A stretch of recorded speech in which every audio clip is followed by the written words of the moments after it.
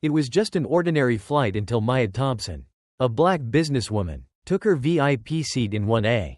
Moments later, a white passenger insisted Maya didn't belong there. The flight crew didn't defend her, they turned to Maya, asking her to move, to make things easier. Humiliated and singled out, Maya stayed calm. She made one call, just one, and everything changed.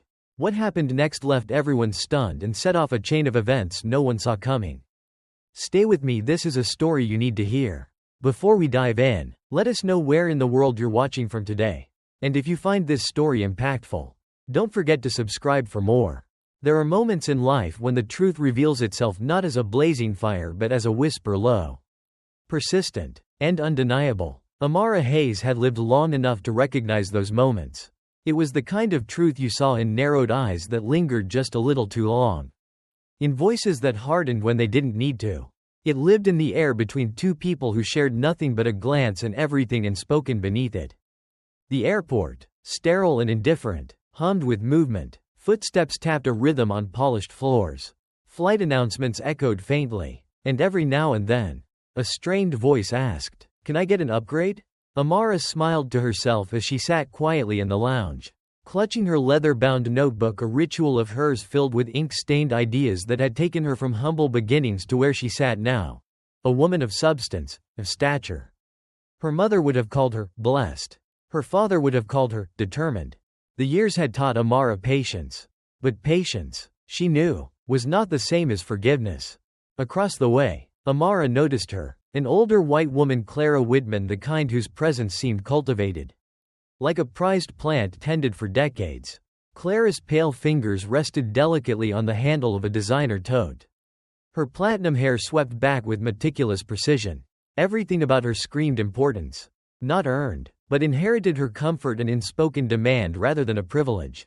For a moment, their eyes met. It wasn't a look you could explain outright. Words always failed. It was the glance of someone cataloging Amara, measuring her worth, determining the weight of her presence in this space. Clara looked away first, disinterested, but the quiet judgment lingered.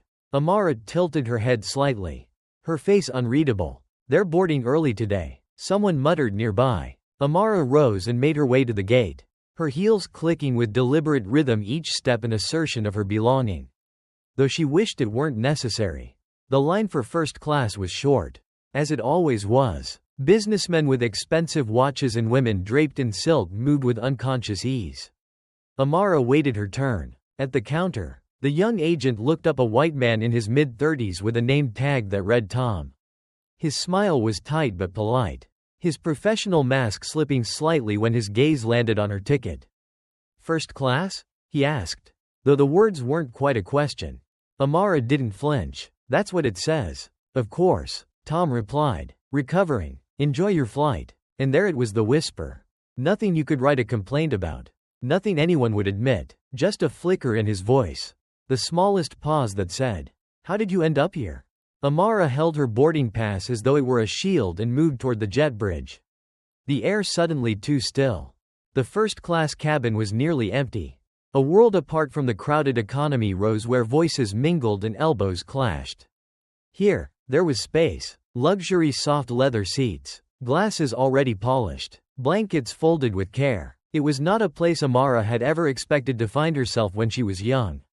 Yet here she was. She had earned this. Settling into seat 1A, Amara let out a breath she hadn't realized she was holding. The window beside her framed a world of endless possibilities, a streak of tarmac, the promise of motion, the deep orange glow of the setting sun. "Comfortable?" The flight attendant's voice startled her, a young man, probably in his 20s, with a practiced smile. His name tag read Greg. "I'm fine, thank you," Amara replied. Greg lingered just a little too long, as though checking for some irregularity. Before moving on, a whisper. She thought again. Amara opened her notebook, a comforting weight in her hands. She wrote nothing at first, just stared at the clean, empty page. The cabin filled gradually. A man with silver hair stowed his briefcase in the overhead bin. A couple slid into their seats, speaking softly to each other. And then Clara Widman appeared. Clara didn't so much step into the cabin as she entered, carrying herself with the weight of someone who had always been allowed to take up space. Behind her trailed a nervous-looking woman, a friend? A follower? Amara couldn't quite tell. Clara paused just inside the doorway, her sharp eyes scanning the rows. Amara felt it the moment Clara saw her. A slight pause in her step, her brows knitting together, her mouth parting as though she meant to say something but thought better of it. Amara watched, silent and still. There was no mistaking the question in Clara's eyes. What is she doing here? The moment passed, but not really. Clara's voice rose in whispers, sharp and clipped, just loud enough to carry across the cabin. Are you sure this is right? Seat 1A? Yes, ma'am. Greg's voice responded quietly. Well, that's ridiculous. Let me see your list. Amara didn't turn her head, though every word reached her ears. Instead, she lifted her pen and began to write nothing in particular. Just a quiet act of resistance. A line, a curve. They don't get to decide where I sit. The murmurs faded, but Clara's indignation lingered like perfume in the air, sickly sweet and impossible to ignore. Amara smiled faintly, though there was no joy in it. She had been here before, in one form or another. It wasn't about the seat, not really. It was about the air around her. The unspoken tension that came with people like Clara Whitman seeing people like Amara Hayes and asking themselves, why are you here? But Amara already knew the answer. She had fought to be here. And fight. She thought she would. It was not the big things that undid you, it was the small ones. The 1,000 tiny cuts, so subtle that they might have been imagined. Except they weren't. Amara Hayes had learned to carry them as a woman carried scars, silently. Without ceremony. Without permission. Seated in 1A, her mind wandered back to her mother's voice.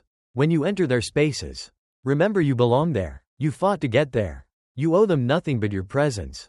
Her mother had said it softly, with the resignation of someone who had never gotten a seat at the table herself. But Amara was here now. And that was the problem, wasn't it? Her being here calm, steady, and unyielding was enough to disturb people like Clara Whitman.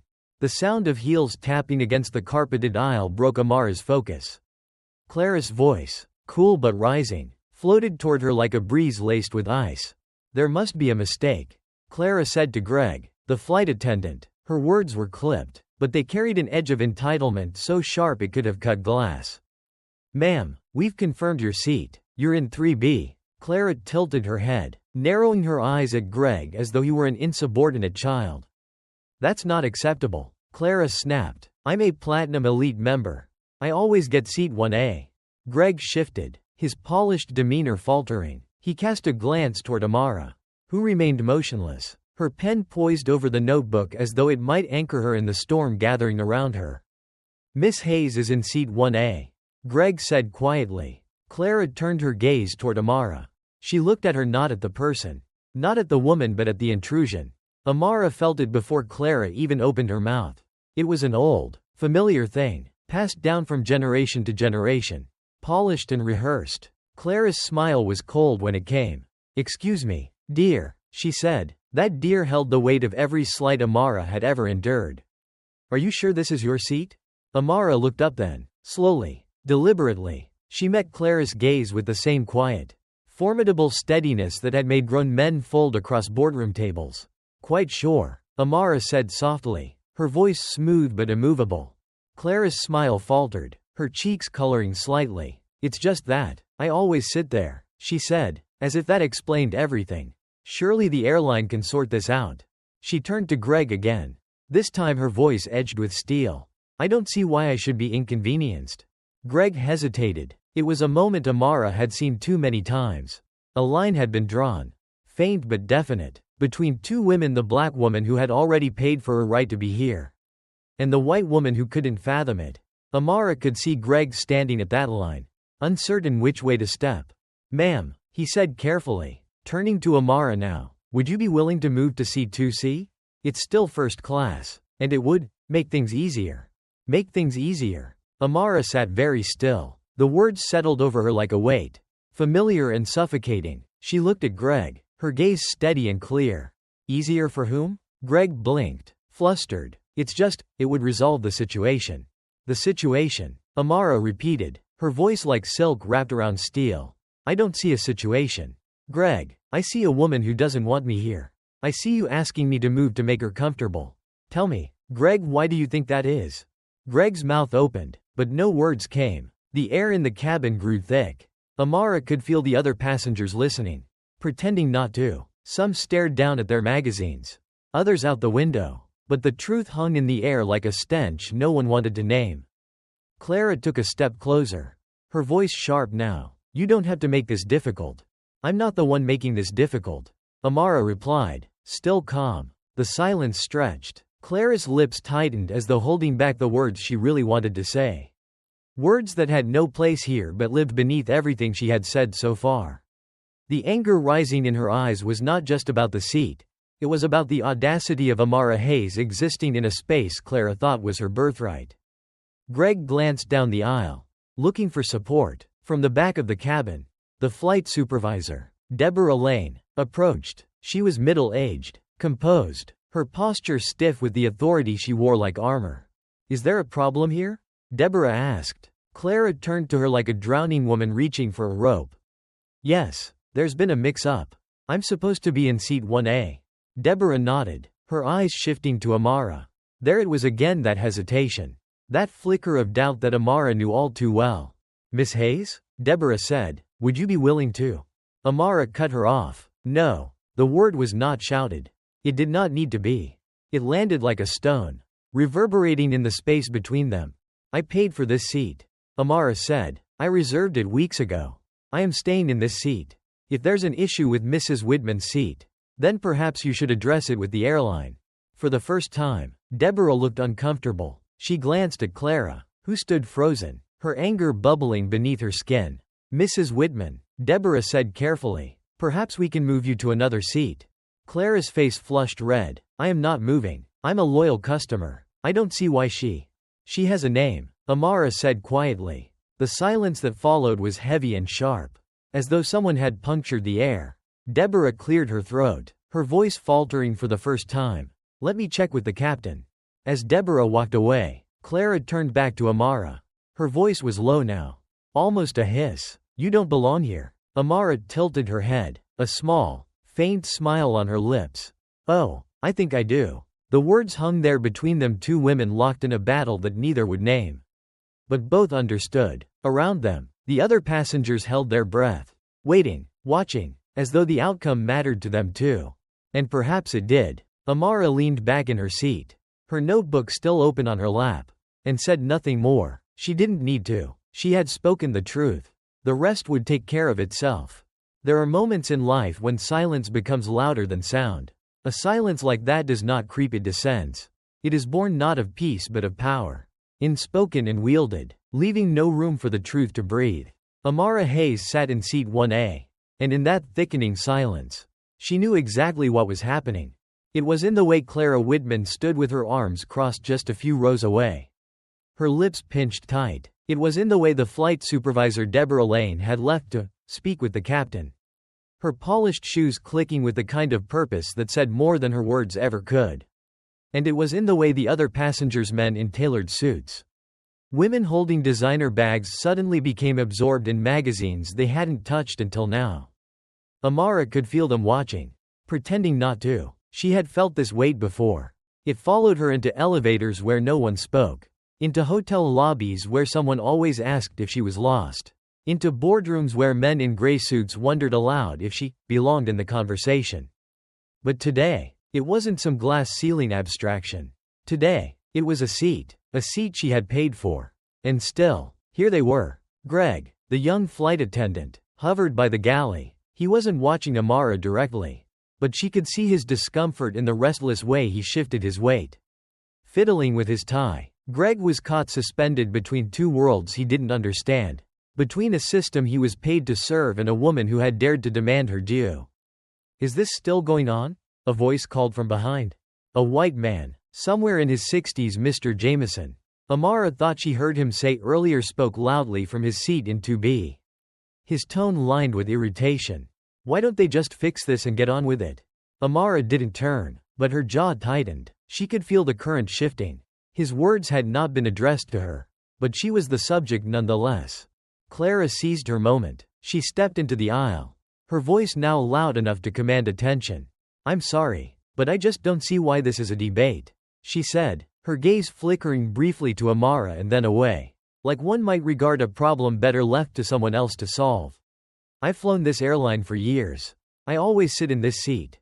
And now, she trailed off, her hands lifting slightly, as though even explaining the injustice of it all was beneath her.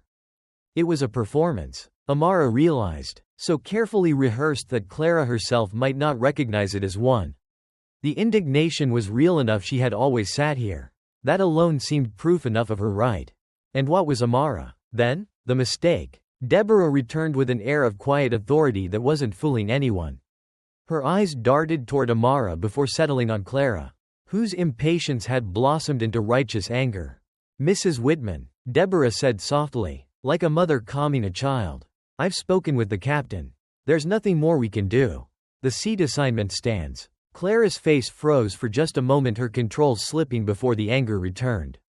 That's absurd, she hissed. You mean to tell me that you're choosing her comfort over mine? After all the money I've spent with this airline? Her comfort. The words struck Amara like an accusation. A suggestion that she didn't belong here on her own merit but had somehow stumbled into a privilege meant for someone else. Deborah turned toward Amara now. And there it was again, the ask. Faint but present in her posture. In the apologetic tilt of her head. Deborah's voice was smooth, practiced, but it carried that same unspoken request. Miss Hayes, I understand you've paid for this seat. But perhaps. No. The word came out sharper this time. Before Deborah could finish, Amara's voice was steady, unyielding, but beneath it, the fire smoldered. No, Amara repeated, and before you ask again, I'll remind you that the problem is not mine to solve. Deborah hesitated, clearly unnerved. I'm just trying to. To what? Amara interrupted. To make her comfortable? The words cut through the air like a knife. Deborah's eyes darted around nervously, as though searching for an exit. But Amara wasn't letting her off the hook. Let me make this plain for you, Amara said, her voice calm, deliberate. I bought this seat. I earned it. I'm not moving because a woman who looks like Mrs. Whitman believes I don't belong here. The silence that followed was thick with discomfort. The kind that made people shift in their seats, suddenly fascinated by their seatbelts or in-flight menus. For the first time, Clara seemed unsure of herself. She opened her mouth, closed it, then found her footing again.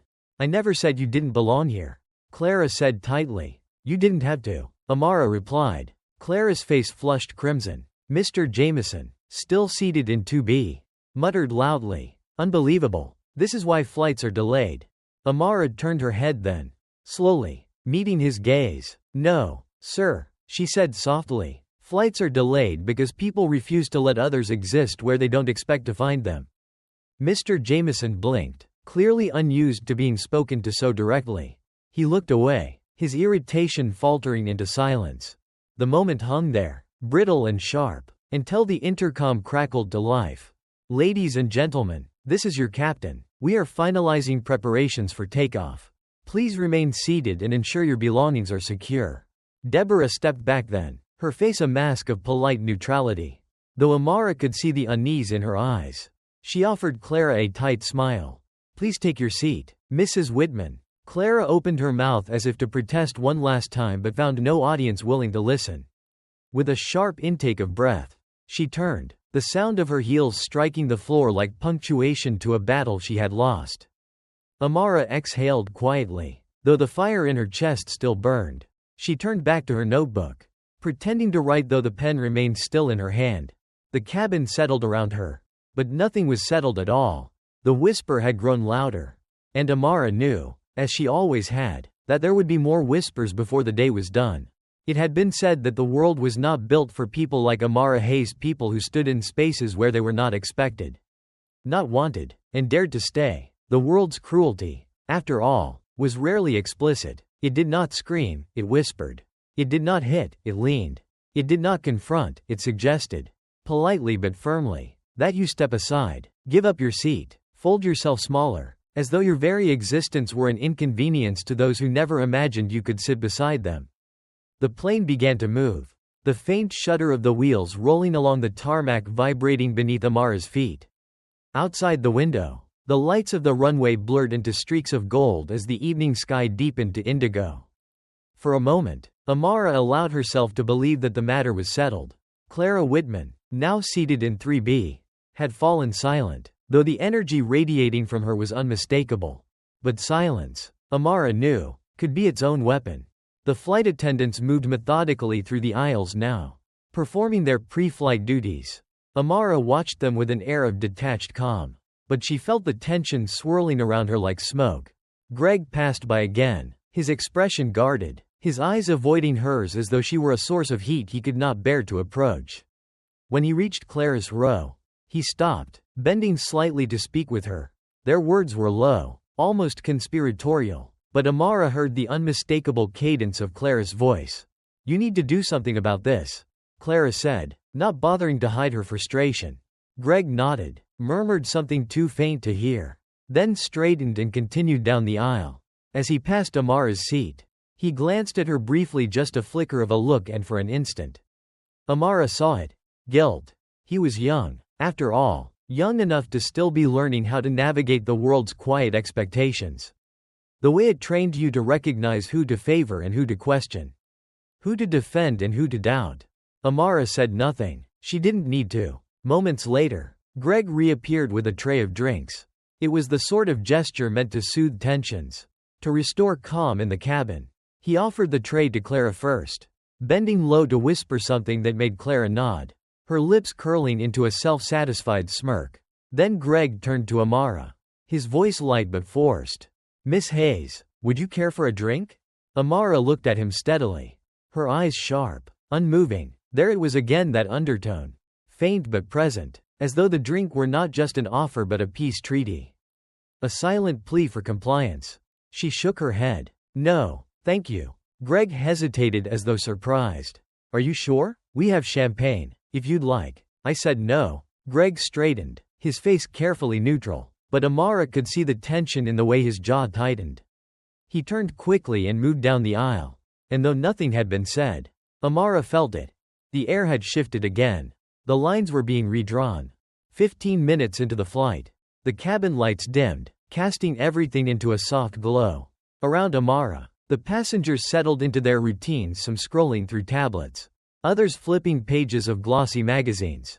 But peace, Amara thought, was a privilege she was rarely afforded for long. From behind her came the faint, unmistakable sound of Clara's voice, low, sharp whispers that carried through the hush of the cabin. "I'm telling you, it's absurd," Clara said. "People like her always think they can push their way in and take whatever they want." The words hung in the air, heavy and deliberate. Amara's hand froze mid-page, her pen poised just above the paper. The cabin had grown quieter somehow, as though everyone had heard Clara's words but pretended they hadn't. Clara's companion, seated beside her, muttered something in response, a faint attempt to calm her, but Clara was not to be placated. "This is what happens when you let anyone buy a seat in first class," she continued, louder now. Amara closed her notebook, slowly, deliberately. When she turned, her gaze landed on Clara like a blow. The older woman flinched, though she quickly recovered, her expression stealing into something close to defiance. "Is there a problem, Mrs. Whitman?" Amara asked softly. Clara hesitated, clearly unprepared to be confronted so directly. "I wasn't speaking to you," she said, her voice trembling slightly. "No," Amara said, "but you were speaking about me." A hush fell over the cabin. Passengers who had spent the last hour pretending not to notice now looked openly, their eyes darting between the two women. Clara opened her mouth, closed it, then forced out a sharp laugh. Brittle and empty. "You're imagining things," she said. Amara tilted her head, studying her. "Am I?" The challenge in her voice was unmistakable. And Clara looked away, her face flushed. The flight supervisor, Deborah Lane, appeared again as if summoned by the rising tension. She approached with the careful, overly polite tone of someone who wanted nothing more than to restore order without asking too many questions. "Is everything all right here?" Deborah asked, though her eyes lingered on Amara longer than they should have. Amara turned to her slowly. "You tell me, Ms. Lane." Deborah blinked, caught off guard. "I'm sorry? Is there a reason Mrs. Whitman feels comfortable making comments about who belongs here?" Amara's voice was calm, but it carried a weight that silenced the entire cabin. Deborah's eyes flickered nervously toward Clara, then back to Amara. "I'm sure there's been a misunderstanding." Amara smiled faintly, though there was no warmth in it. No misunderstanding, just truth. The words hung there, unmistakable and undeniable. Clara shifted uncomfortably in her seat, her confidence cracking at the edges. Deborah glanced around, clearly out of her depth. Perhaps we can all just focus on having a pleasant flight, Deborah said weakly, as though peace could be negotiated with silence. Amara said nothing more. She turned back to her seat, opened her notebook again, and let the tension settle around her like armor. She knew Clara would not stop. Not really. She also knew that people like Clara rarely acted alone. They were bolstered by a system, by unspoken rules that held more weight than words ever could.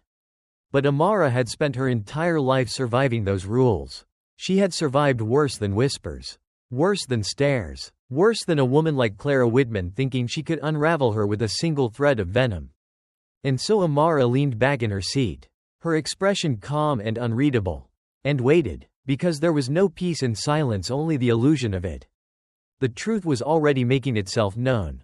The mind will tell you that things are under control even when the body knows they are not.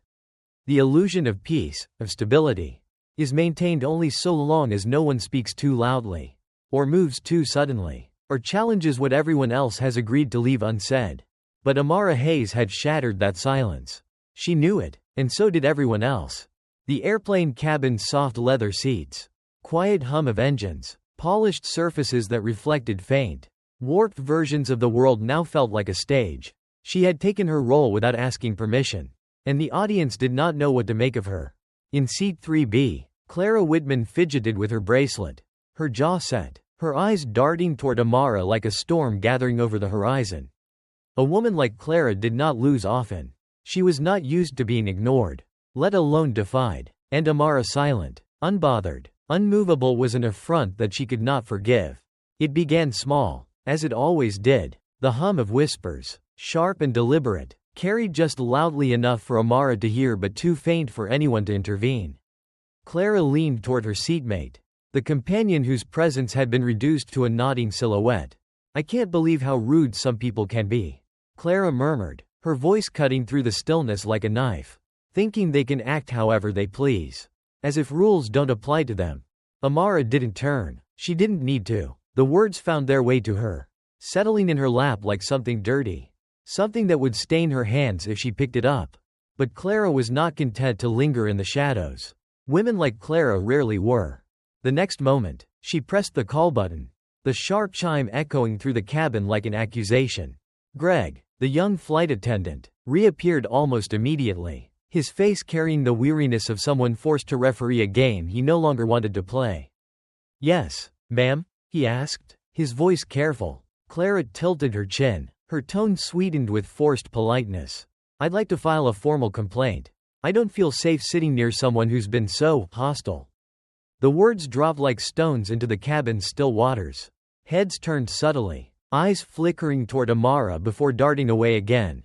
It was Clara's voice, not her words, that made them listen. The veneer of civility still covered the ugliness underneath, but Amara could see it now, the machinery humming to life. Greg blinked, startled. "Hostile?" "Yes," Clara said firmly, her gaze shifting toward Amara just long enough to wound.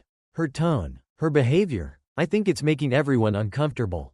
Amara turned her head then, slowly and deliberately, her eyes locking onto Clara's with a steadiness that refused to waver. "Uncomfortable?" Amara repeated softly. The word, stripped of Clara's pretense, hung there like a challenge.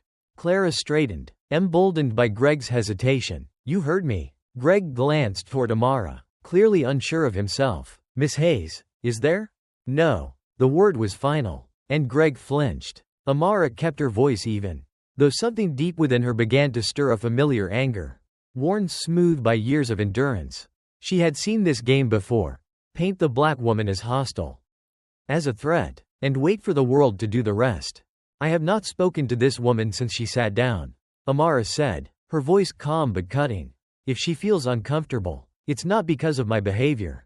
It's because she doesn't like what I represent." The words landed like blows. Clara's cheeks flushed crimson, her anger bubbling just beneath the surface. She opened her mouth, but Amara was not finished. "You can't demand comfort when it comes at the expense of someone else's dignity," Amara said, the fire in her voice flickering but controlled. If you don't feel safe, Mrs. Whitman, it's because you've built a world where my presence is a threat to you." The silence that followed was the loudest sound Amara had ever heard. Greg shifted awkwardly, his gaze flickering between the two women, his training clearly failing him. He muttered something about checking with the supervisor and retreated toward the galley, leaving Clara to stew in her indignation. From across the aisle, Mr. Jameson, the older man who had grumbled earlier, decided to insert himself once again. "Excuse me," he said, loud enough for everyone to hear, "but some of us paid for a quiet flight. You ladies might want to settle this so we can all move on." Amara turned her gaze to him, her expression cool and unreadable. "Is my existence disturbing your peace, sir?" Jameson shifted uncomfortably, but his tone stayed sharp. "You don't need to make it about that." "About what?" Amara asked quietly. "Go ahead, say it." Jameson's mouth snapped shut, and he turned his attention back to the in-flight magazine in his lap. In the moments that followed, the tension in the cabin became something alive, something that crept between the rows, curling around the passengers like a mist. It wasn't about a seat anymore. It never had been. Amara turned back toward the window, her face impassive, but her heart beat steadily in her chest. She had seen it all laid bare now. The ease with which Clara had called her hostile. The way Greg had looked for a way out. The silence of the others who watched but said nothing. It was always the same. She thought. The world would bend over backward to protect its comfort, even at the cost of its soul. The truth of the matter was simple. Clara Whitman didn't fear Amara's behavior. She feared Amara's presence, because Amara was proof that the boundaries Clara had built around power, around privilege, around who belonged and who didn't were no longer impenetrable. And that, Amara knew, terrified her. Deborah Lane reappeared, her face carefully blank. "Miss Hayes," she said softly, her voice rehearsed, "the captain would like to have a word with you before we proceed." The cabin inhaled as one, waiting for Amara's response. Amara closed her notebook, her movements slow and deliberate. "Lead the way," she said. She rose, her posture straight, her presence commanding. As she stepped into the aisle, she felt their eyes on her, not just Clara's, but everyone's, watching, judging, waiting for the moment when Amara Hayes would become the thing they had already decided she was. But Amara walked past them all, her chin lifted, her steps steady. If this was a battle, they had chosen the wrong woman. Because Amara Hayes had spent her whole life walking through doors that others tried to close. Amara Hayes followed Deborah Lane down the narrow aisle, the path carved through the center of the first-class cabin where judgment sat upright in every seat. Eyes cut toward her sharp, curious, disapproving before retreating behind magazines and screens. As if to say, "We're not part of this." But they were. Amara knew. Silence was always part of it. She kept her steps even and her shoulders squared. Dignity, her mother once told her, was the armor you carried when the world demanded you kneel. She walked not just for herself now but for every ghost that had ever been told, "You do not belong." The galley curtain swayed softly as Deborah pulled it aside, revealing a small space just before the cockpit. The captain stood waiting, a white man in his 50s. His uniform immaculate, his posture commanding, a man whose presence seemed designed to impose order. He looked at Amara with a neutrality that was more studied than natural, as if he were determined not to let his opinion slip before she spoke. "Miss Hayes," he said, his voice firm but polite. "I'm Captain Harris." Amara inclined her head, unbothered by the authority he wore like a second skin. "Captain." Deborah stepped back, glancing nervously between them, her hands clasped tightly in front of her. The captain took a deep breath, choosing his words carefully, as men like him always did. "I've been informed there's a disagreement between you and another passenger." "It's not a disagreement," Amara replied smoothly. "It's a demand that I give up my seat to someone who believes they're entitled to it." Captain Harris shifted slightly, his eyes narrowing just enough to betray his discomfort. He glanced at Deborah as if to confirm the facts. But Deborah remained silent. It was a delicate thing. What they were doing here, a dance to decide how far they could push her before she pushed back. "You see, Miss Hayes," Harris continued, "we want to ensure all passengers feel safe and comfortable." "Safe," Amara repeated, letting the word linger in the air. "Has my presence here threatened anyone's safety, Captain?" He paused, caught off guard, and Amara pressed forward before he could recover. Or are you telling me that Mrs. Whitman's comfort is worth more than mine? The question hung between them like a storm cloud. For the first time, the captain's carefully constructed mask began to crack. No one is saying that, he replied tightly. But that's exactly what you're saying. Amara shot back, her voice even but unrelenting. You're saying that if one person makes enough noise, if one person complains loudly enough, they can have what they want. Even if it's not theirs to take. You're saying I should make myself smaller, quieter, to appease someone who refuses to accept my existence in this space. Deborah looked down at her shoes, her silence growing heavier by the second. Captain Harris stiffened, his authority bruised. We're just trying to de-escalate the situation. Amara's laugh was soft, bitter. De-escalation, she said, is always asked of the person with the least power. There it was. Then the truth laid bare. The captain looked at her as if he were seeing her for the first time. Truly seeing her, and finding himself unprepared for what he saw. Men like him, Amara knew, were used to control, to compliance, but she was not here to comply. If I may ask, Captain, Amara continued, her voice measured, what happens if I refuse? If I insist on staying in the seat I paid for? Captain Harris frowned. Let's not make this into something bigger than it needs to be. Miss Hayes. It already is, she replied quietly. For a long moment, no one spoke. The hum of the engine seemed louder now, vibrating through the walls like a heartbeat. Captain Harris looked at her, then at Deborah, then back again, as if searching for an answer that would restore the balance of power he so clearly felt slipping away. Finally, he sighed. You're within your rights to remain in your seat, he admitted reluctantly. Good, Amara replied. Then this conversation is over. As Amara turned to leave, a voice cut through the curtain behind her, sharp and unmistakable. Is she being removed? Clara Whitman stood just beyond the galley, her arms crossed, her face twisted into a mask of righteous anger.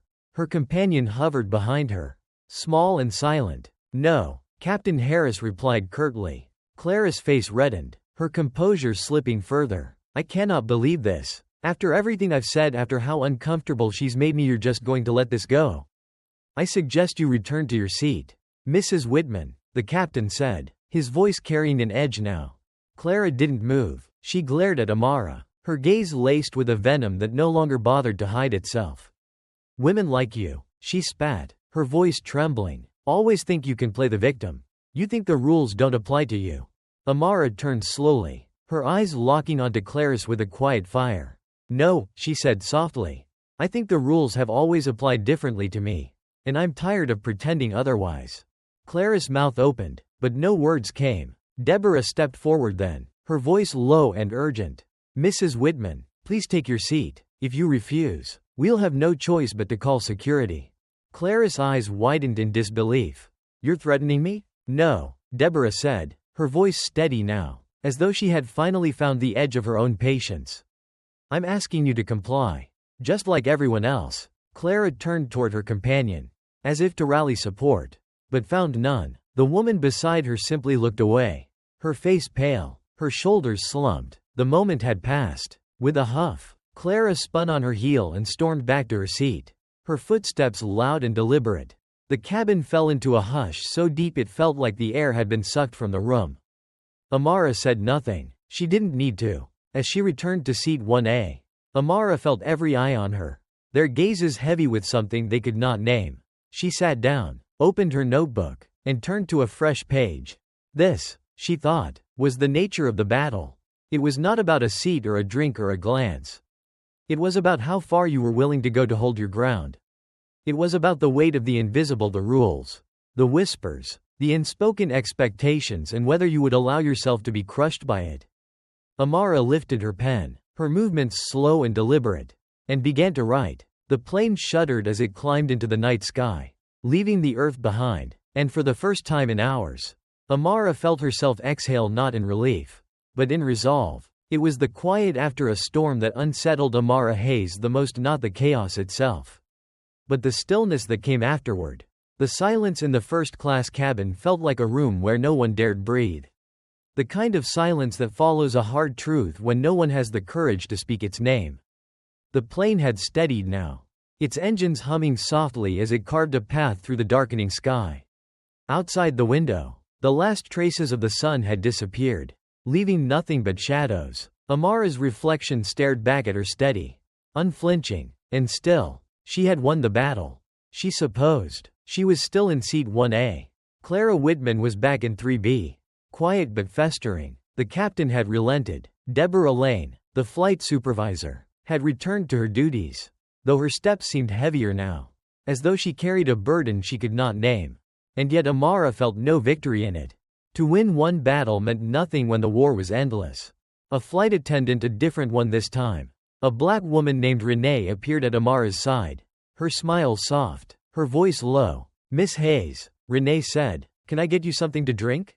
Amara looked at her, her expression unreadable. She saw the sincerity in Renee's eyes, the careful professionalism masking something more, solidarity, perhaps, or understanding. "No, thank you," Amara said softly. "I'm fine." Renee lingered for a moment longer than necessary, as though debating whether to say more, then nodded and moved on. It would have ended there. Amara thought should have ended there. But the problem with silence is that it rarely lasts. From behind her came the faint sound of Clara Whitman's voice again. Her words muffled but unmistakable. "I don't know why she's still here," Clara whispered to her companion, though she knew full well she could be heard. "She's making everyone uncomfortable. You'd think people would have the decency to know their place." Amara's pen froze mid-sentence. Know their place. The words ignited something deep within her, a familiar burn she had felt her entire life. She closed her notebook slowly, carefully, and turned her head just enough to look back over her shoulder. Clara met her gaze this time, though her eyes were hard, defiant. "Do you have something to say, Mrs. Whitman?" Amara asked, her voice quiet but carrying the weight of thunder. Clara blinked, startled by the directness, but recovered quickly. "I wasn't speaking to you," she said. "But you were speaking about me," Amara replied. The cabin fell still again, every passenger holding their breath, watching. Some of them looked at Amara with quiet sympathy, others with discomfort, and a few like Mr. Jameson with barely concealed irritation, as though Amara's refusal to yield had disrupted something sacred. "You don't need to make a scene," Clara said, though her voice trembled just slightly. "A scene?" Amara repeated, her brow arching. "Is that what this is? A black woman sitting in a seat she paid for, that's a scene to you?" Clara's cheeks flushed, her lips curling. "Don't twist my words. I don't need to," Amara said, turning fully now, her voice gaining strength. "Your words speak for themselves. People like me know your place. You think this is about a seat, Mrs. Whitman? It's not. It's about the fact that I am here, in a space you decided doesn't belong to me." Clara's companion looked down at her hands, avoiding the exchange entirely. The others remained silent, their gazes flickering between Amara and Clara like spectators at a duel. Deborah appeared again, summoned by the tension in the air. She stepped into the aisle, her voice carefully neutral. "Ladies, please." Amara turned to her sharply. "No, Ms. Lane, not this time. I won't let you smooth this over and pretend it didn't happen." "Not for her comfort," Deborah faltered, her authority wilting. "I just need—" "No," Amara interrupted, her voice steady. "You don't need me to calm down. You don't need me to be quiet so everyone else can feel comfortable pretending this isn't happening. What you need is to ask Mrs. Whitman why she feels so threatened by my presence." Deborah's mouth opened, but no words came. For the first time, she looked at Clara with something like doubt, something Amara thought might even be shame. Clara's voice, when it came, was sharp and brittle. "I'm not threatened," she snapped. "I just don't think it's too much to ask for a little respect." "Respect," Amara repeated, her voice like ice. "Do you know how much respect it takes to sit quietly while people like you question my right to exist in this space? Do you know how much restraint it takes to not become the thing you already believe I am?" Clara's expression faltered, her hands curling into fists. "I don't know what you mean." "You don't have to," Amara said. "That's the luxury you live with, Mrs. Whitman. You don't have to see it. You don't have to name it. You just have to feel it. And the world rushes to fix it for you." The silence that followed was different now, thicker, heavier. It was no longer the silence of denial but the silence of a truth no one could unsee. Mr. Jameson shifted uncomfortably in his seat. A woman across the aisle, white, middle-aged, looked down at her hands, her face pinched with something like guilt. Amara saw it all, felt it all, but gave no ground. Finally, Clara sat back in her seat, her face pale with anger, her mouth pressed into a thin line. She had nothing left to say. And Amara knew it. Deborah cleared her throat. Miss Hayes, if there's anything we can do to.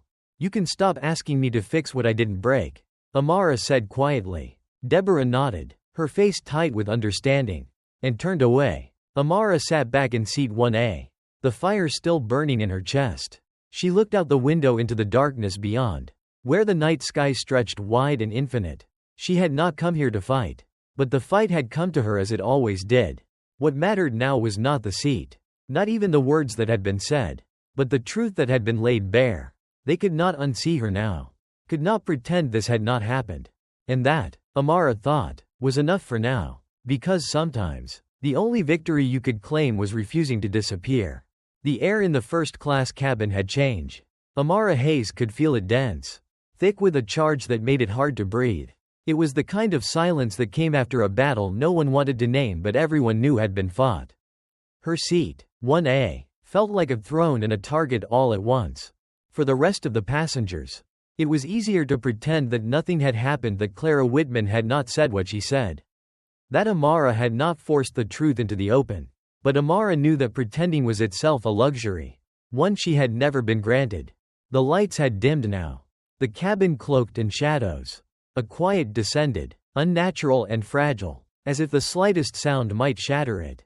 Amara's gaze rested on the window, where the darkness outside stretched vast and indifferent. She thought of her mother's hands, calloused, firm, steady, pressing her shoulders and saying, "You belong wherever your feet stand." But belonging, Amara had learned, was not about what you believed. It was about what the world allowed you to believe. Somewhere behind her, Clara shifted in her seat. Amara did not need to turn to see her. She could feel the woman's presence, sharp, unsettled, like a splinter beneath the skin. It was not enough for Clara to retreat to silence, it never was. The Claras of the world could not abide losing, because their world was built on never having to. The hum of the engines was the only sound until Mr. Jameson, the older man in 2B, decided to speak again. Unbelievable, he muttered, not quietly this time. What happened to decency? To knowing your place? The words struck Amara like a blow, not because they surprised her but because they didn't. The man spoke what others dared not say aloud. The lie of civility was stripped bare, and what remained was the raw, ugly truth. Amara turned her head, slow and deliberate, and looked at Mr. Jameson. He froze, his mouth still open, caught like a child caught stealing candy. "I know my place, sir," Amara said softly. "Do you?" The old man flushed crimson, shifting uncomfortably in his seat. He looked away, suddenly fascinated by the in-flight safety card in his lap. Around him, others looked down, their gazes flickering to the floor, to their hands, anywhere but at Amara. The flight attendant, Greg, reappeared then, as if drawn to the tension like a moth to a flame. He stood at the front of the cabin, uncertain of himself, his voice tight with forced authority. "Ladies and gentlemen," Greg said, "let's try to settle in for the remainder of the flight. If there are any concerns, please let me know." He looked at Amara then, just for a moment, as though pleading with her to comply. To make it easier for everyone. Amara met his gaze and held it, unflinching. Make it easier. It was always the same ask. Be quiet. Be small. Be invisible. Amara had spent too many years being easier for other people. Not today. Then Clara's voice rose, breaking the uneasy quiet. "I'm not the problem here," Clara said, her voice shaking but loud enough for everyone to hear. "I've been nothing but reasonable. It's her attitude." Amara turned fully now, the fire she had kept banked suddenly roaring to life. "My attitude?" Clara's mouth opened, but Amara didn't let her speak. "You think this is about my attitude, Mrs. Whitman?" Amara's voice carried through the cabin, low and clear, slicing through the shadows like a blade. "Let me tell you what this is really about. This is about how you cannot bear the sight of me sitting here. Because it reminds you that the world is changing. That people like me, black women, women who fought and clawed for their place, are not asking anymore. We are taking our place, whether you like it or not." Clara's face turned pale, her composure cracking. You don't have to say it," Amara said, her voice steady but sharp. "I see it. I've seen it my whole life. The way you look at me. The way you weaponize words like hostile and uncomfortable. You think this seat was meant for you because the world taught you that everything is. But not this time. Not today. The cabin was silent, and in that silence, Amara could feel the weight of her words sinking in. The passengers sat frozen, each one complicit, whether they knew it or not. Even Greg looked stricken, his professionalism faltering in the face of a truth too large to ignore. Amara turned her gaze to the window again, her breath steady, her resolve unbroken. She had not raised her voice, had not screamed or cried, but she had spoken, and the walls of the cabin seemed smaller now, as if they too could not contain what had just been said. When the plane landed hours later, the passengers disembarked one by one. Clara walked briskly down the aisle, her head held high, but Amara saw the truth in the way her hands trembled at her sides. Mr. Jameson avoided her eyes entirely. His footsteps hurried, as though trying to escape the weight of what he had witnessed. Greg lingered at the door, waiting as Amara approached. For the first time, his mask slipped. "Miss Hayes," he said quietly, "I am sorry." Amara paused, her expression softening just slightly. "Don't be sorry," she said. "Be better." Greg nodded, swallowing hard, as if the words had struck something deep within him. Amara stepped off the plane into the blinding lights of the terminal, her heels clicking softly against the polished floor. The world outside moved as it always had, fast, indifferent, unthinking, but Amara felt the shift within herself. Subtle but real. She had not asked for this fight, but she had fought anyway. And perhaps that was the lesson. She thought, you cannot change the world in a single day. You cannot force it to see what it refuses to look at. But you can stand firm, unshakable, and refuse to disappear. Amara exhaled slowly, the tension easing from her shoulders as she stepped into the crowd. Belonging, she realized, was not something the world could give her. It was something she carried within herself, uncompromising, undeniable, and hers. And for now, that was enough.